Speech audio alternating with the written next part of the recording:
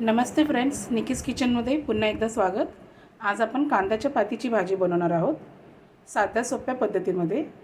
कांद्याची पात आपण घ्यायची आहे, एक जुडी घेतली आहे मी आणि स्वच्छ 3-4 पाण्यामध्ये धुवून घेतली आहे.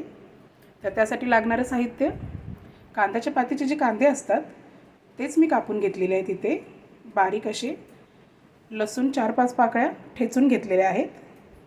3 हिरव्या मिरच्या मी लांबसर चिरून घेतलेल्या आहेत.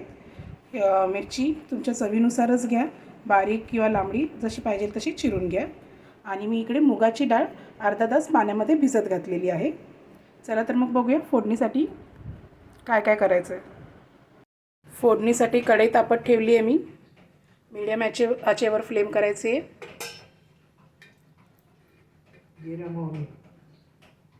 एक पळी तेल टाकायचं आहे.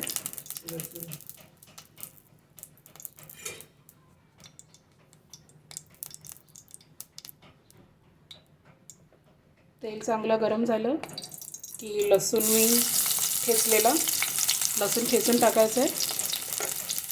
4-5 पाकळ्या घेतलेल्या आहेत मी लसणाच्या. लसूण सध्या महाग झाला आहे तर तुम्ही तुमच्या अंदाजे लसूण घ्या.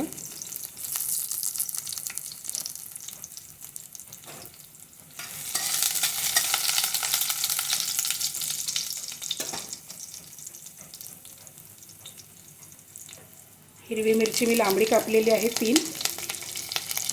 हिरवी मिरची तुम्ही तुमच्या चवीनुसारच घ्या. बारीक चिरून टाकायची आहे तर बारीक चिरूनही टाकू शकता.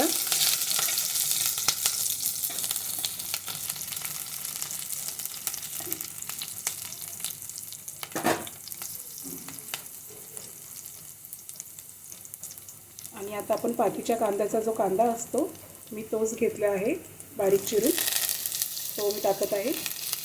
तुम्हाला जर त्यात एक्स्ट्रा आपला साधा कांदा जरी ॲड करायचा असेल तरी तुम्ही करू शकता.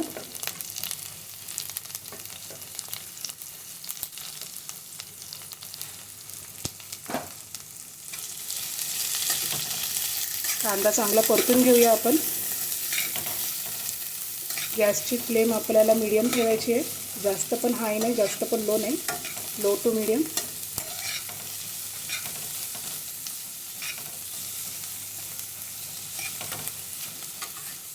आपण मुगाची डाळ अर्धा तास आधी भिजत ठेवलेली, पाणी निथळून स्वच्छ धुवून ती मुगाची डाळ ॲड करायची आहे. मुगाची डाळ मी ॲड केलेली आहे. चांगलं तेलात परतून घ्यायला.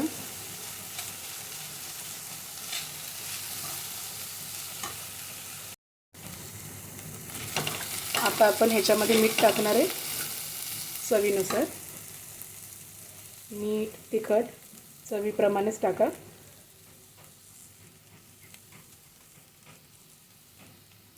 टाकून झाल्यावर पुन्हा एकदा परतून घेतलेलं आहे मी.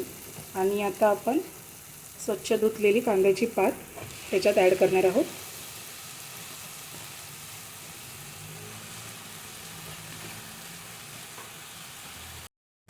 कांद्याची पात टाकल्यावर आपण भाजी पुन्हा एकदा व्यवस्थित परतून घ्यायची आहे. जर तुम्हाला हिरव्या मिरचीची बनवायची नसेल तर तुम्ही लाल मसाला टाकून पण बनवू शकता, पण आम्ही नेहमी हिरव्या मिरचीतच कांद्याची पात बनवतो डाळ टाकून. डाळ ऑप्शनल आहे, तुम्हाला डाळ आवडत असेल तर टाका, नाही टाकली तरी नाही चालून जातं. मुगाची डाळ, मसुरीची डाळ, तुरीची डाळ, चण्याची डाळ ऑप्शनल्स आहे. जी डाळ आवडेल ती डाळ तुम्ही टाकू शकता. गॅसचा फ्लेम लो टू मीडियमच ठेवायचा. आणि आता मी ह्याला झाकण झाकत आहे आणि चांगलं शिजू द्यायचं आहे आपल्याला. 4-5 मिनटं झालेली आहेत. मी झाकणी झाकून बघूया.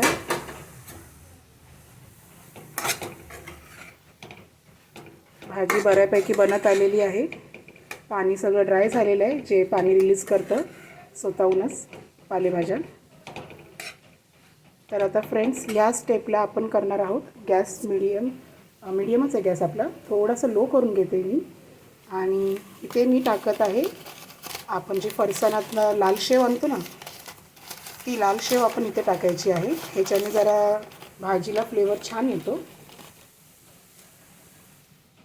ही बघा, ही जी लाल शेव असते ना, लाल आणि पिवळी जी फरसाणवाल्याकडे अवेलेबल असते, मी ही 10 रुपयाचीच आणलेली आहे लाल कलरची शेव.